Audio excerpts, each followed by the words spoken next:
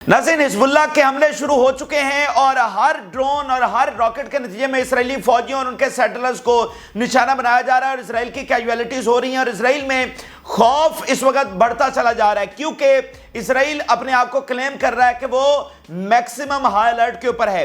लेकिन इस सारे उनके इक़दामात के बावजूद हिज़्बुल्लाह के भेजे गए चंद ड्रोन्स उनसे संभाले नहीं जा रहे और उसके नतीजे में डायरेक्ट फौजी बेसेस, उनके हेडक्वार्टर्स, वो सारा निशाना बन रहे हैं और जो पॉपुलेशन सेंटर्स हैं वो भी निशाना बनना शुरू हो गए हैं। हालांकि हिज़्बुल्लाह का जवाब अभी तक नहीं आया, उसके बावजूद ये छोटे छोटे हमले दर्जनों फौजियों को मार रहे हैं, तो खौफ बहुत पीक के ऊपर पहुंच चुका है। इसके साथ साथ नाज़रीन, खबर यह है कि इसराइल को इस बात का भी खौफ है कि बैरून ममालिक के अंदर जो उनकी एम्बेसीज हैं, जो उनके डिप्लोमेट्स हैं, बाकी हाई प्रोफाइल शख्सियात हैं, उनको भी निशाना बनाया जा सकता है, उनको भी टारगेट किया जा सकता है, तो उनकी सिक्योरिटी भी हाई अलर्ट के ऊपर कर दी गई है। और नाज़रीन, बहुत बड़ी खबर ये सामने आ रही है कि आयरन डोम फेल होने वाला है टोटल। ईरान का जो हमला होगा, जो हिज़्बुल्लाह का हमला होगा, ये इंटरनेशनल मीडिया बता रहा है और इसराइल के अंदर से भी रिपोर्ट्स आ रही हैं कि इसराइल को असलहा की कमी का सामना है। हालांकि कितना असलहा उनके पास आया है और आ रहा है, लेकिन हिज़्बुल्लाह की खास स्ट्रेटजी की वजह से आयरन डोम के ये जो इंटरसेप्टर मिसाइल हैं वो कम पड़ गए। अब इसराइल के पास वो मैक्सिमम क्वांटिटी में इंटरसेप्टर मिसाइल नहीं है, तो जब ईरान और हिज़्बुल्लाह और यमन का हमला होगा तो उसमें से कोई 10-20% ही मैक्सिमम इसराइल जो है वो डिफाइन कर सकेगा। बाकी सारे के सारे मिसाइल और ड्रोन्स और रॉकेट्स हैं वो जाकर टकराएंगे और मैसिव लेवल के ऊपर कैजुअलिटीज होंगी। इसके अलावा राबते उरूज के ऊपर हैं, जॉर्डन से मगरबी ममालिक बहुत राब्ते कर रहे हैं और इस वक्त कोशिश की जा रही है कि इसराइल को डिफेंड करने के लिए एक अलायंस बनाया जाए, लेकिन जॉर्डन ने वाज़ेह कर दिया है कि वो इस किसी अलायंस का हिस्सा नहीं बन सकता इसराइल को डिफेंड करने के लिए, क्योंकि अब हालात उस तरह से साजगार नहीं है। इसराइल ने वो इकदाम उठाया इस्माइल हानिया को शहीद करके कि अब मामलात सब के हाथों से निकल गए हैं, तो लास्ट मिनट डिप्लोमेसी अभी तक जारी है क्योंकि अभी तक ईरान का हमला नहीं हुआ। तो इन राब्तों के हवाले से जो मुख्तलिफ मुल्कों के आपस में गैर मामूली राब्ते हो रहे हैं, यानी एक एक मुल्क 10-10, 20-20 मुल्कों से राब्ता कर रहा है, तो ये गैर मामूली लेवल के ऊपर दुनिया इस वक्त हाई अलर्ट है। तो ये भी आपके साथ शेयर करेंगे।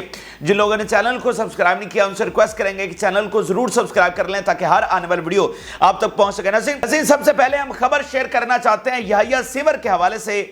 ये खबर तो अब सामने आ चुकी है। याह्या सिमर जो हैं वो हमास के नए सरबराह बन गए हैं और बेसिकली ये जो इकदाम उठाया गया है याह्या सिमर को हेड ऑफ द हमास बनाना, ये बेसिकली एक रिएक्शन है, ये एक जवाब है इसराइल को कि उन्होंने इस्माइल हानिया, जो कि एक डिप्लोमेटिक पर्सनालिटी थे, डिप्लोमेटिक शख्सियत थे, वो डिप्लोमेसी के ऊपर ज़्यादा बिलीव रखते थे और थोड़ा सा सॉफ्ट उनका एक इमेज था और निगोशिएशंस के ऊपर। और ये इस्माइल हानिया थे जिन्होंने बहुत सारे अरबों के साथ मामलात को रिवाइव किया, ताल्लुकात को बहाल किया, ये उनकी बहुत बड़ी कामयाबी थी। तो उनकी शख्सियत बिल्कुल मुख्तलिफ थी। लेकिन याह्या सिमर जो हैं वो तो जंग लड़ रहे हैं, सुरंगों के अंदर बैठे हुए हैं और उनकी जो शख्सियत है वो एक हार्ड कोर, एक जंगजू के तौर पर वो जाने जाते हैं और हार्ड लाइनर पॉलिसीज हैं उनकी, ठीक है। वो कोई मतलब एक ज्यादा निगोशिएशन या एक सॉफ्ट रिएक्शन के ऊपर जो है वो बिलीव नहीं करते, यानी एक हार्ड कोर शख्सियत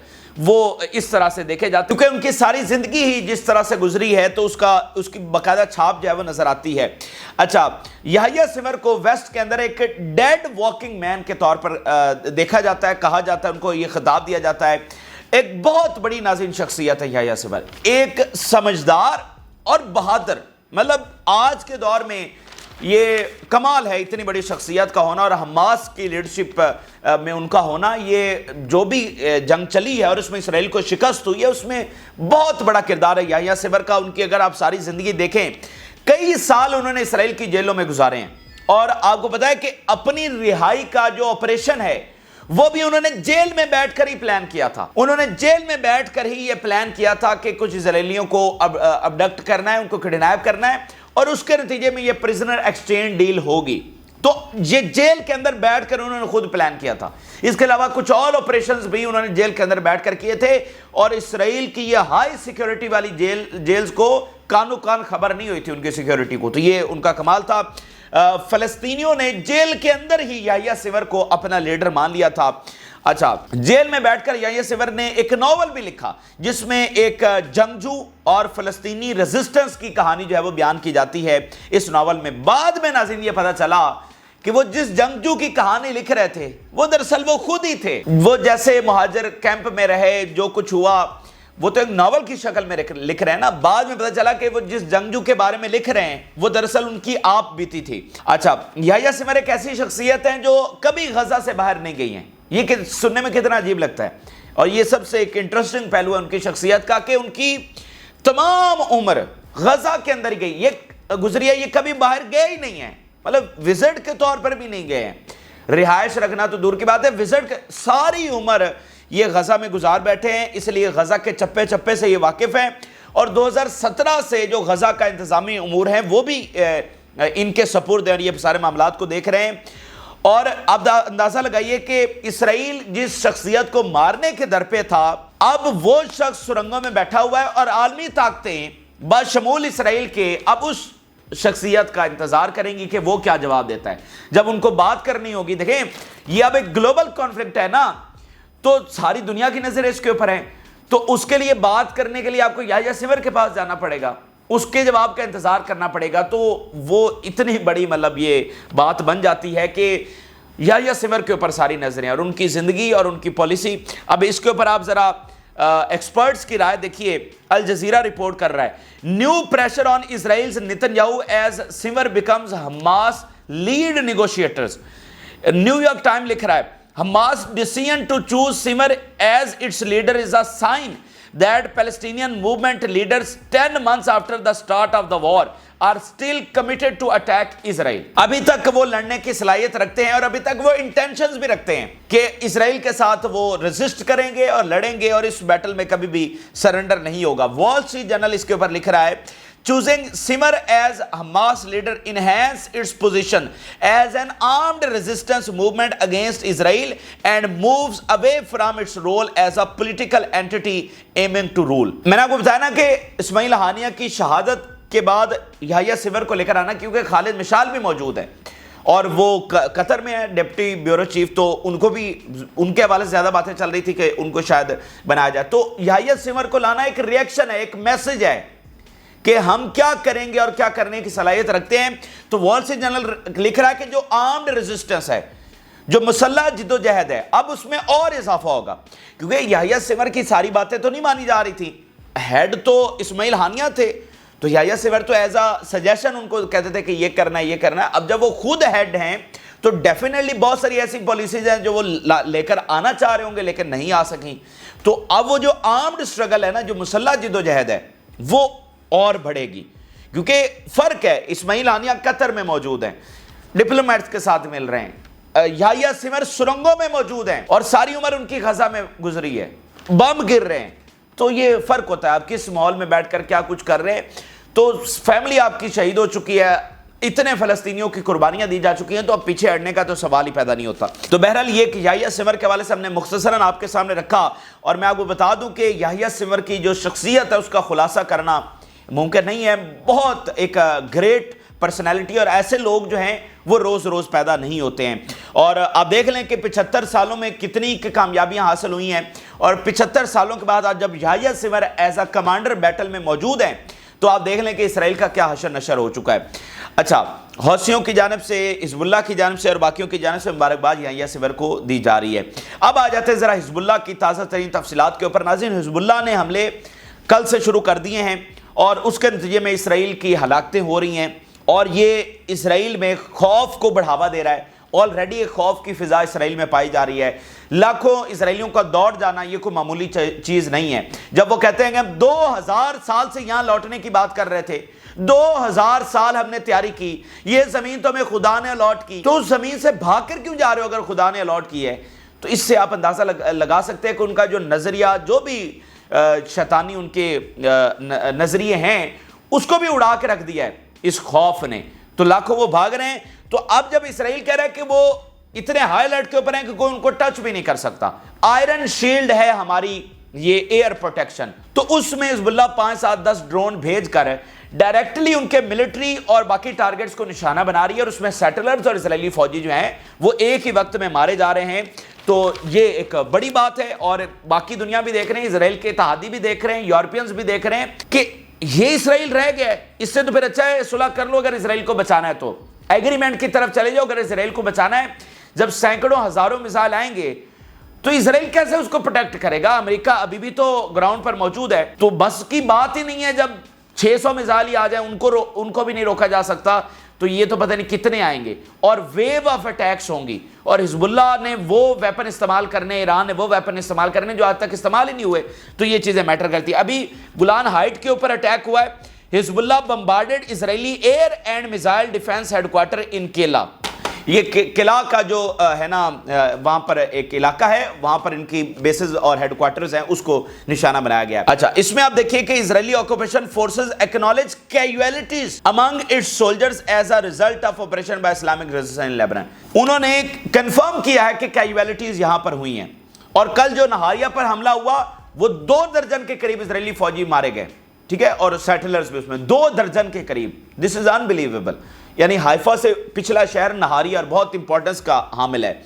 اچھا، اب ناظرین جو اگلی خبر آ رہی ہے، اور اسرائیل کو اگلا بہت بڑا خوف لاحق ہے، اور وہ ہے کہ ابراڈ میں ان کے ڈپلومیٹس اور ان کے سفارت خانے اور باقی جو ان کے ایسٹس ہیں، باقی جو ہائی پروفائل شخصیات ہیں، ویسے یہ آئی ڈی ایف کے لوگ بھی باہر گھوم پھر رہے ہوتے ہیں، جیسے ابھی اولمپکس میں گئے ہوئے ہیں، تو ان کو نشانہ بنایا جا سکتا ہے۔ اب دیکھیں نا کہ ایک چیز بتا رہی ہے کہ اسرائیل نے غلطی کی ہے، اسرائیل فتح کی طرف نہیں جا رہا ہے، وہ کولیپس کی طرف جا رہا ہے۔ اور اسماعیل ہانیہ کی شہادت ان کی سب سے بڑی غلطی ہے، اب جگہ جگہ پر ان کو خوف ہے یہاں پر اٹیک نہ ہو جائے، یہاں پر نہ ہو جائے، تو اب یہ ابراڈ میں خاص کر یورپ کے اندر ان میں یہ خوف پایا جا رہا ہے۔ ذرا دیکھیے، یدیونات رپورٹ کر رہا ہے، اسرائیل کا ایک بڑا ادارہ، concerns in Israel about the possibility of Iran and Hezbollah targeting Israelis abroad are diplomats and embassies۔ جو اسرائیلی سیٹلرز ہیں، جو ان کے سٹیزنز ہیں، ان کو ہائی پروفائل شخصیات جیسے ڈپلومیٹس اور اس کے علاوہ ایمبیسیز، یا پھر اس کے علاوہ کچھ اور جو بھی اسرائیل سے بلونگ کرتا ہے، اس کو نشانہ بنایا جا سکتا ہے۔ Our situation is very serious regarding the envoys abroad and many of them feel threatened۔ ہماری جو سچویشن ہے وہ بڑی miserable ہے، بڑی مشکل کے اندر ہم پھنسے ہوئے ہیں، کیونکہ ہمارے جو انوائے ہیں ابراڈ وہ تھریٹنڈ فیل کر رہے ہیں، وہ خوف کے اندر ہیں کہ کہیں کبھی بھی کسی جگہ پر ان کو نشانہ بنایا جا سکتا ہے۔ تو یہ ایک بڑی ڈیولپمنٹ ہے۔ اب ناظرین کینیڈا کے حوالے سے خبر دیکھیے، ناظرین اسرائیل کے اندر سفارتکار نکلنا شروع ہو گئے، اسرائیل میں ایمبیسیز بند ہونا شروع ہو گئی ہیں، یہ بہت بڑی ڈیولپمنٹ ہے، یہ بہت بڑا سیٹ بیک ہے اسرائیل کو۔ سب سے پہلے کینیڈا، اس نے اپنے ڈپلومیٹس نکال لیے ہیں، اور اس نے ساتھ یہ کہا ہے کہ ہمارے ڈپلومیٹس کو کوئی خطرہ لاحق ہو سکتا ہے، تو ان کی سیکیورٹی کے تحت ہم اپنے ڈپلومیٹس کو نکال رہے ہیں۔ تو سمجھے ایمبیسیز بھی ساتھ بند ہو رہی ہیں، سفارتی عملہ جب سارا واپس جا رہا ہے تو ایمبیسیز کون چلائے گا؟ تو ایمبیسیز بند ہو رہی ہیں، سفارتکار وہاں سے نکل کر واپس جا رہے ہیں۔ تو ناظرین میں آپ کو ایک بات بتاؤں، اس جنگ کا جو سب سے بڑا امپیکٹ ہے، جو اس وقت پہنچا دیا گیا ہے، جو دھچکا لگا دیا گیا ہے اسرائیل کو، جو ڈنٹ ڈال دیا گیا ہے، اگر بے شک آج بھی یہ جنگ رک جائے تو جو امپیکٹ کریٹ ہوا ہے نا وہ یہ ہے کہ اسرائیل کوئی سیکیور کنٹری نہیں ہے فار انویسٹمنٹ۔ اسرائیل سے ہی مطلب بڑی بڑی فیکٹریز، معاملات دنیا میں، اور سب سے بڑی انویسٹمنٹ کے لیے وہ پلیس سمجھی جاتی ہے ویسٹ میں، اور ادھر اب ہماری طرف سے بھی ساؤتھ ایشیا میں بہت سارے کنٹریز ہیں جن کی انویسٹمنٹ ہے، تو انٹرنیشنل ہب ایک تصور کیا جاتا تھا اسرائیل انویسٹمنٹ کے لیے۔ لیکن اس جنگ نے جو تاثر چھوڑا ہے، اس جنگ نے بتایا کہ یہاں پر اسرائیل چین سکون سے نہیں رہ سکتا۔ آج بے شک جنگ بند ہی نہ ہو جائے، یہ کل کو 2 سال بعد، 4 سال بعد، 6 سال بعد دوبارہ سے شروع ہو جائے گی، تو اسرائیل سیکیور نہیں ہے ملک سرمایہ کاری کے لیے۔ تو کون سا بلینئر ہوگا جو اربوں ڈالر یہاں پر انویسٹ کرنا چاہے گا کہ کل کو کبھی بھی جنگ ہو اور سینکڑوں ہزاروں میزائل آئیں اور سب کچھ بہا کے لے کر جائیں؟ تو کوئی بھی نہیں چاہے گا۔ تو یہ امپیکٹ کریٹ ہو چکا ہے۔ اب اسرائیل جنگ بند کر کے بے شک جتنا مرضی یقین دہانی کرواتا رہے، ہم سپوز کر رہے ہیں کہ اگر جنگ بند ہو بھی جائے، ویسے تو یہ نظر نہیں آ رہی بات، تو حتمی ایک معاملہ ہے، لیکن جنگ بند اگر ہو بھی جائے تو بھی یہ والا امپیکٹ کریٹ ہو چکا ہے کہ اسرائیل ایک ڈوبنے والا جہاز ہے، اس نے ڈوبنا ہی ڈوبنا ہے، یہ آج ڈوبے، کل ڈوبے یا پرسوں ڈوبے، یہ سروائیو نہیں کر سکتا۔ یہ ایک قبضہ ہے، اور دنیا کی تاریخ رہی ہے، قبضے ہوتے رہے ہیں، 100 سال قبضے رہے ہیں، لیکن پھر ایٹ دی اینڈ ان کو اختتام پذیر ہونا ہے۔ اس وقت ساری دنیا میں قبضے ختم ہو چکے ہیں، جو کالونیز بنائی گئی تھیں آلموسٹ وہ ساری ختم ہو چکی ہیں۔ یہ والی کالونی رہ گئی ہے، اب اس کا خاتمہ ہونے جا رہا ہے۔ ایران کی جانب سے ناظرین جو تازہ ترین سٹیٹمنٹ سامنے آئی ہیں وہ آپ کے سامنے رکھتے ہیں، اور پھر بڑی خبر جو آ رہی ہے کہ اسرائیل کے پاس اسلحہ کی کمی پڑ گئی ہے۔ آئرن ڈوم اس طرح فنکشن نہیں کر سکے گا جب ایران اور حزب اللہ کا اٹیک ہوگا، ان کے پاس انٹرسیپٹر میزائل نہیں ہے، اور اس میں حزب اللہ کی کیا اسٹریٹجی تھی جس کے تحت اسرائیل کو یہ نقصان اٹھانا پڑا ہے وہ بھی آپ کو بتاتے ہیں۔ امریکن آفیشل یہ بتا رہے ہیں کہ the time to prevent Iran's attack has been passed۔ ایرانی یہ حملہ پریونٹ کرنے کا جو وقت ہے وہ گزر گیا، اب یہ حملہ ایمیننٹ ہے، یہ ہونا ہی ہونا ہے۔ اس کے علاوہ ایران کے آفیشلز IRGC کے کمانڈرز کا بیان دیکھیے، all occupied areas are inflamed and the Zionists do not know what awaits them and fear looms over them۔ مطلب یہ جو پورا زائنسٹ کے قبضے میں ایریا ہے، جگہ جگہ کے اوپر آگ لگی ہوئی ہے، اور ان زائنسٹ کو نہیں پتا کہ کیا چیز ہے جو ان کی طرف تیزی سے آ رہی ہے، اور خوف جو ہے وہ ان کے اوپر دیکھا جا سکتا ہے۔ There is no doubt that the Zionist entity is the loser from the cowardly assassination of Matar Hania۔ یہ بالکل ایک بزدلانہ کاروائی تھی، اور اس میں سے کوئی ان کی اچیومنٹ نہیں ہے، کیونکہ لیڈرز کی پیچھے لائن لگی ہوئی ہے، بہت سارے لیڈر بیٹھے ہوئے ہیں۔ حماس، میں نے آپ کو بتایا حماس تو اور تگڑی اور زیادہ اس کی آرمڈ اسٹرگل اور بڑھ جائے گی، تو فائدہ تو نہ ہوا۔ بات پھر وہی سمجھ لیں کہ انہوں نے اپنی ہیبت کا بول بالا کرنے کے لیے یہ کیا تھا۔ یہ بار بار ہم آپ کو یاد کرواتے ہیں تاکہ آپ کو پتہ ہو کہ حقائق کیا ہیں۔ The Zionists do not know when they will receive the response, at what hour, what day, what week and how it will be۔ ان کو پتہ ہی نہیں ہے کہ ہمارا جواب کب آئے گا، یعنی یہ اس خوف کے اندر ہیں، یہ سرپرائز اٹیک ہوگا، اور اس چیز کا ان کو سب سے زیادہ خوف ہے کہ کس گھنٹے، کس دن، کس ہفتے کو ہمارا حملہ ہو جائے، اور وہ بہت شدید تر ہوگا۔ اچھا، اسی درمیان ناظرین جو اگلی سب سے بڑی خبر سامنے آ رہی کہ اب یہ تو کنفرم ہے ایران کا حملہ، روزانہ نئی رپورٹس آ رہی ہیں، ایران بھی بتا رہا ہے جو اسلحہ رشیا سے آ رہا ہے، ساری چیزیں۔ اگلی بات یہ ہے کہ اسرائیل اس کو کیا ڈیفائن کر سکے گا یا نہیں۔ مغرب کو تو، امریکہ کو، اسرائیل کو سب سے بڑی اب پریشانی یہ ہے کہ ہم کیا اس کو ڈیفینڈ کر سکیں گے یا نہیں۔ امریکہ کوشش کر رہا ہے کہ ایران کے حملے کو محدود کیا جا سکے، جہاں پر اس کی کوششیں ناکام ہوتی نظر آ رہی ہیں۔ تو اگلی اب بات یہ ہے کہ جب یہ سینکڑوں ہزاروں میزائل آئیں گے تو اسرائیل کا آئرن ڈوم کیا پروٹیکٹ کر سکے گا۔ تو اس کے اوپر جو آج رپورٹ سامنے آئی ہے اس میں یہ بتایا گیا ہے کہ اسرائیل کے پاس تو اسلحہ ختم ہو رہا ہے، اس کے پاس انٹرسیپٹر میزائل ختم ہو رہے ہیں، تو آئرن ڈوم کے اوپر اکتفا نہیں کیا جا سکتا، اور یہ میزائل ڈائریکٹ آ کر ٹکرائیں گے، اور اسرائیل کی میسو لیول کے اوپر کیجویلٹیز ہونے جا رہی ہیں۔ یہ میں رپورٹ بھی آپ کے سامنے رکھ دیتا ہوں، پولیٹیکو رپورٹ کر رہا ہے۔ اسرائیل is suffering from shortage of ammunition needed to repel an expected major attack from Iran and حزب اللہ۔ پولیٹیکو امریکہ کا ایک بڑا ادارہ رپورٹ کر رہا ہے، کنفرم کر رہا ہے کہ اسرائیل کے پاس تو شارٹیجز ہو گئی ہے ایمونیشن کی، اور ایران اور حزب اللہ کا جو میجر اٹیک ہونے والا ہے اس کو ریپیل کرنے کے لیے، اس کے لیے جو مذکورہ ٹیکنالوجی ہے وہ تو اسرائیل کے پاس ایگزسٹ ہی نہیں کر رہی، ان کے پاس وہ ایمونیشن ہی نہیں ایگزسٹ کر رہا۔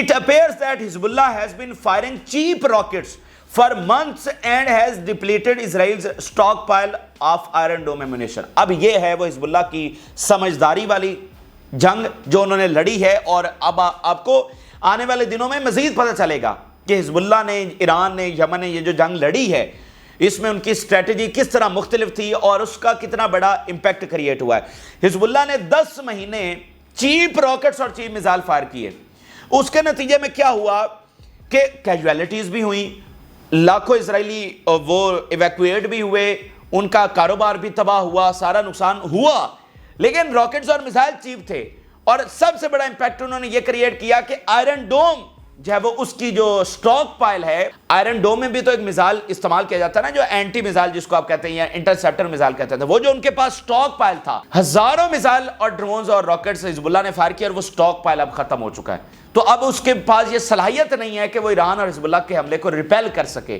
یہ امریکی میڈیا رپورٹ کر رہے ہیں، ہم نہیں رپورٹ کر رہے۔ تو اب آپ دیکھ لیں کیا یہ اینڈ نہیں ہے اسرائیل کا، یہ اینڈ ہے اور ہم اس کی طرف تیزی سے بڑھ رہے ہیں۔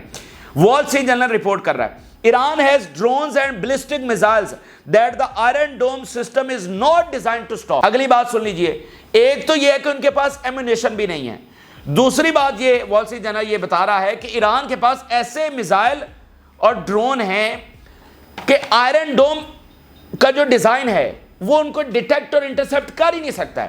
یعنی اگر یہ سارا سٹاک پائل آ بھی جائے تو انہوں نے اپنے پاس ایسے سرپرائز ویپن رکھے ہوئے ہیں کہ آئرن ڈوم تو اس کے مطابق بنا ہی نہیں ہے۔ یعنی دیکھیں نا کہ آئرن ڈوم کے اوپر میزائل اور راکٹس فائر ہوئے، وہ اپ گریڈ کرتے رہے کہ اچھا یہ نیا راکٹ آیا، یہ نیا میزائل آیا ود ان دا ایئرس.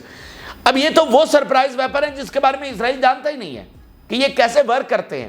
تو آئرن ڈوم بھی نہیں جانتا کہ یہ کیسے ورک کریں گے یہ والے جو میزائل. تو آئرن ڈوم روکے گا کیسے؟ تو اگلی پریشانی یہ ہے کہ اگر یہ سٹاک پائل ہم آ بھی جائے، جو کہ فی الحال فوری تو ممکن نہیں ہے، اگر آ بھی جائے تو بھی نہیں روکا جا سکتا ان کے میزائلوں اور ڈرونز کو. تو اس لیے سب کی دوڑیں لگی ہوئی ہیں کہ ایران کے حملے کو محدود کیا جائے. امریکہ کی دوڑیں لگی ہوئی ہیں کہ ایران کے حملے کو محدود کیا جائے، کہ وہ ایک سمبولک سا اٹیک کریں تاکہ اسرائیل کا نقصان نہ ہو، اسرائیل کی کمزوری شو نہ ہو. حزب اللہ has an arsenal of tens of thousands of mortar shells, rockets and precision guided missiles that could threaten to overwhelm Israel's defenses. وہ ایران اور پھر اس کے بعد حزب اللہ tens of thousands of mortar shells ہیں، ان کے پاس راکٹس ہیں، precision guided missiles ہیں جو کہ اسرائیل کو کھنڈر بنانے کے لیے کافی ہیں. اسرائیلی میڈیا رپورٹ کر رہا ہے The Israeli army finds it difficult to intercept Hezbollah drones that fly for long minutes in the Galilee. Israeli media کہہ رہا ہے کہ انٹرسیپٹ نہیں کیا جا رہا ہے جو ابھی تازہ ترین میزائل اور ڈرونز آ رہے ہیں. The threat of drones is an important and serious challenge as one drone has put Nahariya in a state of fear. صرف ایک ڈرون جس نے درجنوں کو مار ڈالا، فوجیوں کو اور سیٹلرز کو، اس نے پورے اسٹیٹ آف نہاریہ کو، پورے اس کے شہر کو اس فیئر میں، پینک میں مبتلا کر دیا. تو جب ٹینز آف تھاؤزنڈز آف آئیں گے تو پھر اس میں کیا ہوگا؟ صرف ایک ڈرون نے نہاریہ میں یہ کچھ کر دیا. اچھا، یہ ایک بڑی خبر آئی ہے. اسی درمیان جارڈن کے رابطے ہو رہے ہیں، اور جارڈن سے خاص مطلب سب ملک آپس میں اتنے پیک کے اوپر، یعنی دنیا اتنی ہائی الرٹ ہے کہ آپ اندازہ بھی نہیں لگا سکتے. ہر ملک جس طرح سے کوارڈینیشن کر رہا ہے، ڈپلومیسی ہو رہی ہے، ادھر رابطے ادھر رابطے، لیکن ہو کچھ بھی نہیں رہا.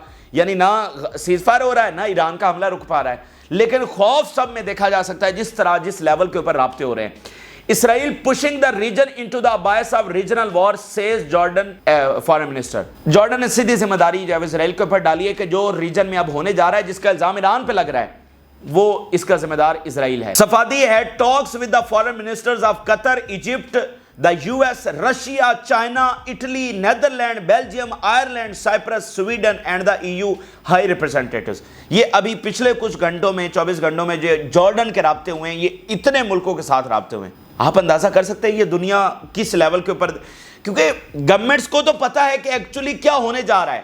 یہاں پر جنگ چھڑنے جا رہی ہے جو ساری دنیا کو امپیکٹ کرے گی، اس لیے سب کی دوڑیں لگی ہوئی ہیں. غزہ پر اتنی دوڑیں نہیں لگی، اب سب کی دوڑیں لگی ہیں کہ یہ تو ساری دنیا کو امپیکٹ کرے گی. اور جو اکانومی کریش ہوئی ہے 24 گھنٹوں میں، اس نے بہت بڑا امپیکٹ کریٹ کیا.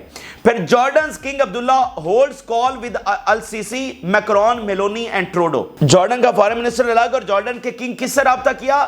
پریزیڈنٹ میکرون فرانس سے، مصر کے صدر سے، اور اٹلی کی وزیر اعظم سے، کینیڈا کے جو ہے وہ وزیر اعظم سے، اور کل ان کی جو ہے وہ بائیڈن کے ساتھ بھی بات ہوئی تھی. تو اس لیول کے اوپر معاملات چل رہے ہیں. تو یہ اس وقت کے ناظرین اہم ترین اور تازہ ترین حقائق ہے جو آپ کے ساتھ شیئر کیا. آپ اپنی رائے ضرور آگاہ کریں. جن لوگوں نے چینل کو سبسکرائب نہیں کیا ان سے ریکویسٹ کریں گے کہ چینل کو ضرور سبسکرائب کر لیں تاکہ ہر آنے والی ویڈیو آپ تک پہنچ سکے. اجازت دیجیے، اللہ حافظ.